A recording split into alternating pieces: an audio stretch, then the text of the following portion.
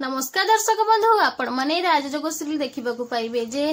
ऋषभ रियांक अंटरे बरफ लगे दौथिबे आउ सही समय आदित्य आसिक पहुंची जिबे आउ आदित्य सेमानकू देखिथिबे या परे आदित्य बहुत जोर रागिकी चिल्लेबाकू लागिबे आदित्यकर चिल्लेबा स्वर सुनी समस्ते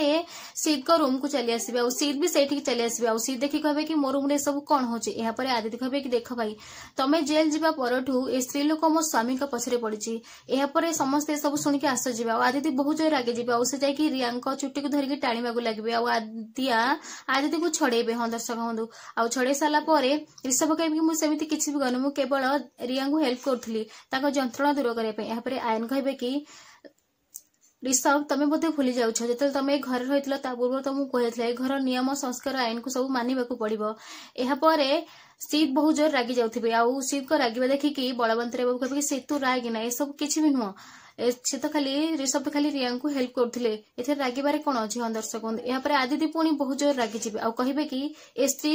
जमा भी भलो नहीं आ स्त्री हो जोड़े चरित्रहीन नारी एमिति कहबा दरे सीत बहुत जोर रागी जिबे आ से आदित्य को गोटे चटकणा मारिबे हम दर्शक बंधु या पर ए एपिसोड टी एठी सर जाय छी आपण माने आगु को जाने पे चाहछन ताले हम